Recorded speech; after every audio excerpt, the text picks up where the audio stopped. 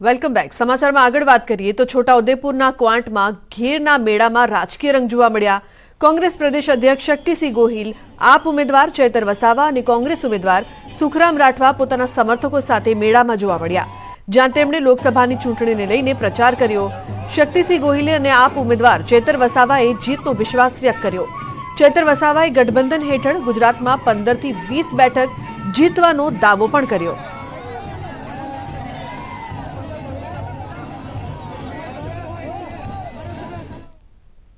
અને India group ગઠબંધનના અમારા તમામ મિત્રો પ્રત્યે લોકોએ જે પ્રેમ બતાવ્યો છે એ બહુ સ્પષ્ટ બતાવે છે કે જનતાના આશીર્વાદ અને સમર્થન કોંગ્રેસ પક્ષની સાથે છે. ત્યારે એવું શક્ય નથી. આ વર્ષે ગુજરાતમાં ઇન્ડિયા ગઠબંધન થયું છે. અમે ગઠબંધન અંતર્ગત ખૂબ મજબૂતાઈથી લડી રહ્યા છે. ગુજરાતમાં ઇન્ડિયા ગઠબંધન હાલના તબક્કે અમે ખૂબ મહેનત કરી રહેલા છે. અમારી મહેનતના આધારે અમે કહી શકીએ છીએ કે ગુજરાતમાં અમે 26માંથી 15 થી 20 બેઠકો જીતી શકીશું. તો લોકસભાની ચૂંટણી પગલે રાજકીય પક્ષો દ્વારા તડામાર તૈયારીઓ ચાલી રહી છે. તેવામાં ગાંધીનગર લોકસભા વિસ્તારના કલોલ શહેરમાં મુખ્યમંત્રી ભૂપેન્દ્ર પટેલે જનસંવાદ કર્યો. કલોલની અંબિકાનગર સોસાયટી વિભાગ 2 માં સોસાયટીઓના પ્રમુખ સેક્રેટરી સહિત આગેવાનોને સંબોધન કર્યું. ગાંધીનગર લોકસભાના ઉમેદવાર અમિત શાહને મોટી બહુમતીથી વિજય બનાવવા હાકલ કરી હતી. ચૂંટણીમાં વધુમાં વધુ મતદાન થાય તે માટે પણ તેમણે અપીલ કરી. મુખ્યમંત્રીના જનસંવાદ કાર્યક્રમમાં કલોલના ધારાસભ્ય લક્ષ્મણજી ઠાકોર, સ્થાનિકો અને કાર્યકર્તાઓ મટ્યા, તેમજ મહિલા મોરચાની બહેનો પણ મોટી સંખ્યામાં હાજર રહી હતી.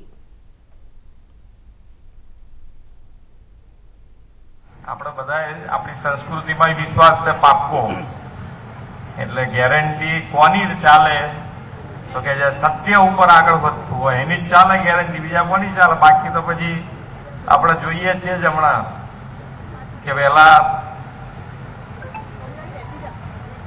આપણે રાહ જોતા હતા કે ભાઈ માન્ય વડાપ્રધાન નરેન્દ્રભાઈ બને એ પહેલા આપણે રાહ જોતા હતા કે ક્યારે કયો ગોટાળો બહાર આવ્યો. અત્યારે આપણે રાહ જોઈએ છે કે કોની ઉપર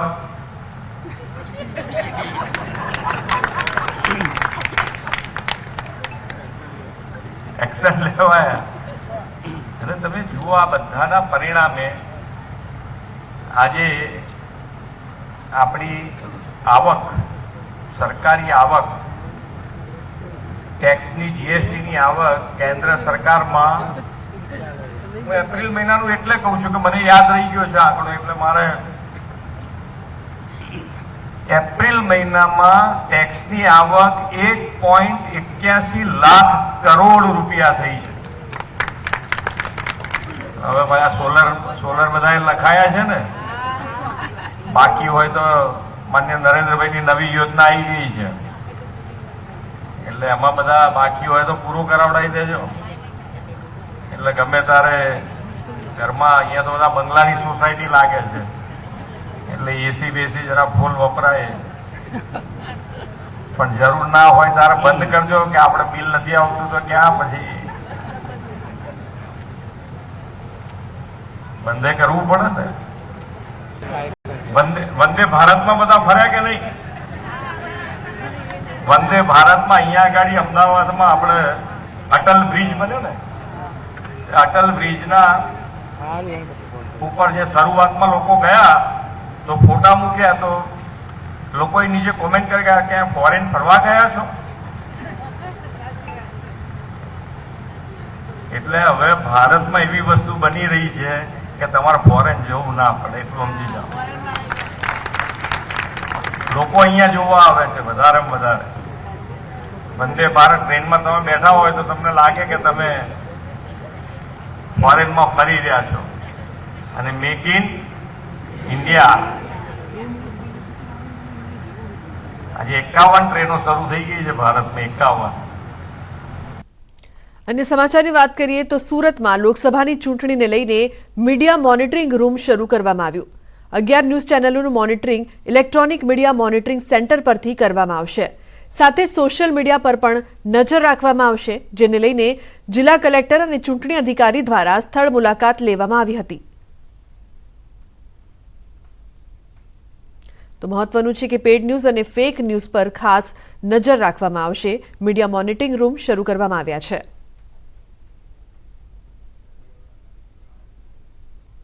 આપણે બહુમાળી ભવન ખાતે સુરત જિલ્લાની જેટલી 16 એસેમ્બલી સેગમેન્ટ છે એના માટેની મીડિયા સર્ટિફિકેશન મોનિટરિંગ કમિટી અને મીડિયા કંટ્રોલ રૂમ છે અહીંયા કાર્યરત કર્યું છે. એની પ્રક્રિયાના ભાગરૂપે આજે મુલાકાત પણ લીધી અને જરૂરી સૂચનાઓ આપી છે. અમુક કન્ટેન્ટ છે મીડિયાના એ સર્ટિફિકેશન માટે પણ અહીંયાથી કામગીરી થાય છે અને બધા જ કેન્ડિડેટ્સને પાર્ટીઝને લેવલ પ્લેઇંગ ફિલ્ડ મળે એના માટે ઇલેક્શન તંત્ર કાર્યરત છે. તો બુલેટિનના અંતે નજર કરીશું ટોપ 3 ન્યૂઝ પર. રૂપાલા વિવાદમાં હવે પાટીલ સંભાળશે મોરચો. ક્ષત્રિય સમાજના આગેવાનો સાથે કરશે મુલાકાત. ક્ષત્રિય આગેવાનોને સોંપશે સમાધાનની કમાન.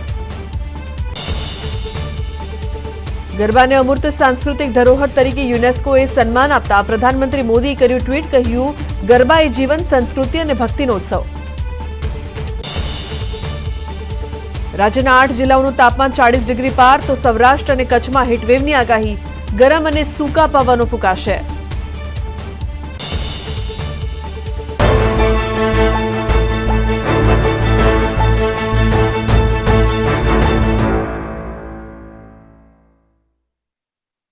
लूबी पंप्स, फ्लो नहीं फोर्स.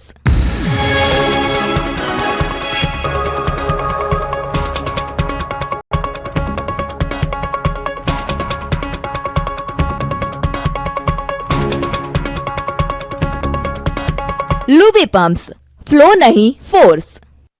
મારે એન્જિન દ્વારા રાજ્ય ચુડાસમાને કરાયા છે રિપીટ. જૂનાગઢ ખાતે ભાજપ સંગઠનની બેઠક યોજાઈ. કાર્યકરોએ લોકસભા ઉમેદવાર રાજ્ય ચુડાસમા અને વિસાવદર માટે અરવિંદ લાડાણીને શુભેચ્છા પાઠવી.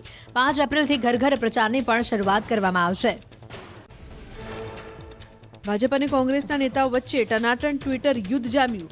પરેશ ધાનાણીએ ટ્વીટ કરતા લખ્યું કે કમલમમાં કકડાટ, જ્યારે કોંગ્રેસ ટનાટન છે.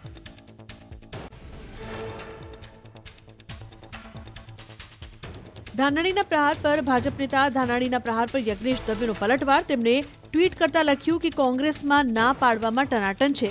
તેમણે કોંગ્રેસમાં ચૂંટણી લડવાની ના પાડનાર નેતાઓનો ઉલ્લેખ પણ કર્યો.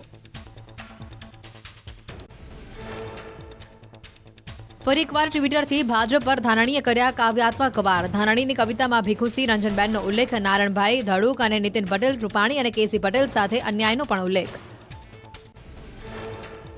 પરેશ ધાનાણીના ટ્વીટ બાદ જયરાજસિંહ પરમારે કર્યા પ્રહાર. કહ્યું, કોંગ્રેસની આ જૂની આદત ચૂંટણી સમય રમે છે ટ્વિટર.